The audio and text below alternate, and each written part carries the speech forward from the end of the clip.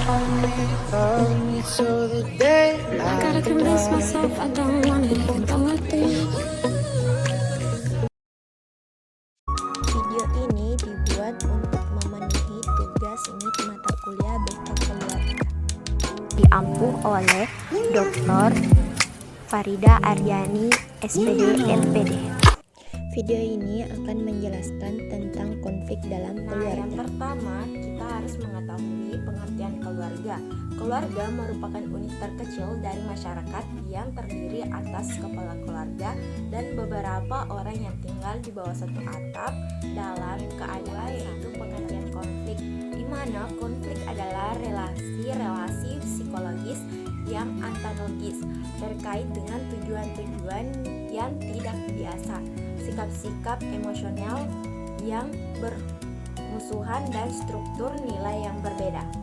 Yang konflik rumah tangga adalah perselisihan yang terjadi antara suami dan istri yang disebabkan oleh keberadaan dua pribadi yang memiliki pandangan, temperamen, kepribadian, dan tata nilai yang berbeda dalam memandang sesuatu yang menyebabkan pertentangan sebagai akibat dari adanya kebutuhan, usaha, keinginan, atau tuntutan dari luar yang tidak sesuai. Adapun karakteristik konflik dalam keluarga, yaitu keluarga merupakan salah satu unit sosial yang mana hubungan antar anggotanya terdapat saling ketergantungan yang tinggi. Nah, oleh karena itu, konflik dalam keluarga merupakan suatu keniscayaan. Nah, konflik di dalam keluarga dapat terjadi karena adanya perilaku oposisi atau ketidaksetujuan antar anggota keluarga. Nah, prevalensi konflik dalam keluarga berturut-turut adalah konflik sibling. Nah, konflik orang tua, anak, dan konflik pasangan. Walaupun demikian, jenis konflik yang lainnya juga dapat muncul, misalnya antara menantu dan mertua, dengan saudara ipar, dengan paman, dengan bibi, atau bahkan dengan sesama ipar atau sesama menantu. Nah, faktor yang membedakan konflik di dalam keluarga dengan kelompok sosial yang lainnya adalah karakteristik hubungan dalam keluarga yang menyangkut tiga aspek. Yang pertama yaitu intensitas, yang kedua yaitu kompleksitas, dan yang ketiga yaitu durasi. Nah, adapun jenis-jenis konflik dalam keluarga, yang pertama yaitu konflik dengan orang tua sendiri, di mana situasi akibat hidup bersama-sama dengan orang tua, pengharapan orang tua atau kewajiban terhadap mereka yang sukar dikombinasi dengan kepentingan diri sendiri. Yang kedua yaitu konflik dengan anak-anak sendiri, misalnya mengetahui tingkah laku anak yang tercantum dalam mengakibatkan reaksi yang hebat dari pihak orang tua sehingga anak lari dari rumah orang tua. Yang ketiga yaitu konflik dengan sanak keluarga.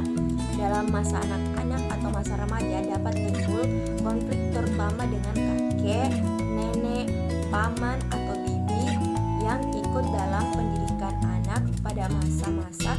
Kemudian sering timbul konflik dengan mertua atau keluarga suami atau istri yang dipandang terlalu ikut campur, atau dengan saudara sendiri, misalnya pertentangan mengenai warisan.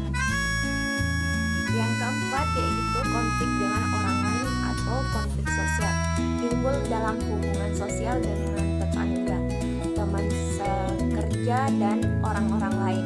Konflik dapat timbul karena perbedaan pendirian atau pendapat mengenai hasil sesuatu. Yang kelima yaitu konflik dengan suami istri, kesukaran dalam perkawinan, pertengkaran kecil mengenai persoalan sehari-hari atau perselisihan yang mendalam, misalnya mengenai persoalan hidup atau tidak hidup. Yang terakhir yaitu konflik pribadi.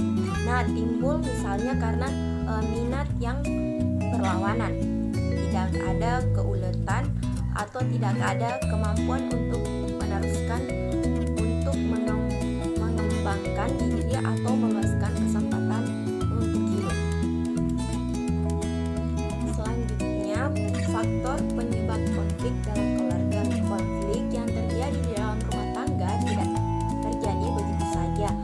melainkan pasti ada penyebabnya.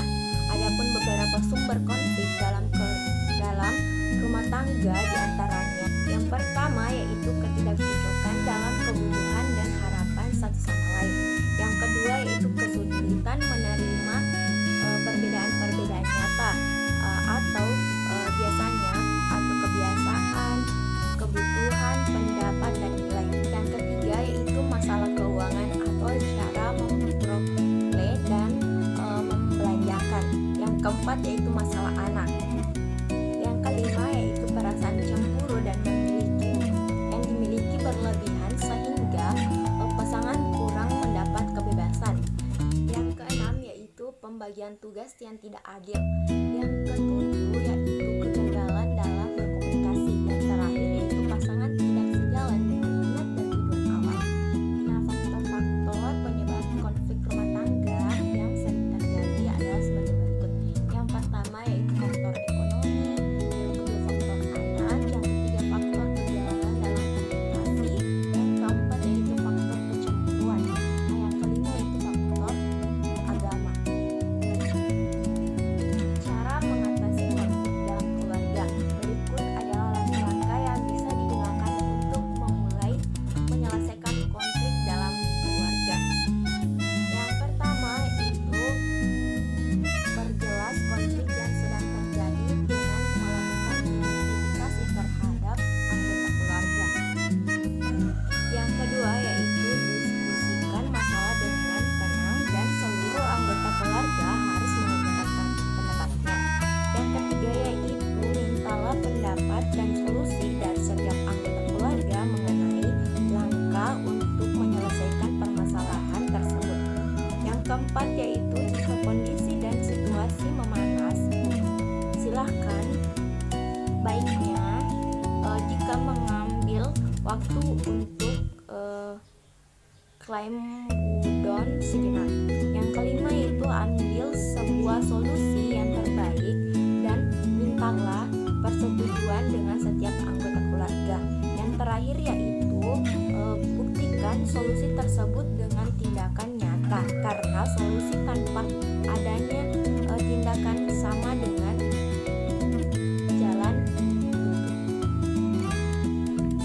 Tadi video dari saya, semoga bermanfaat.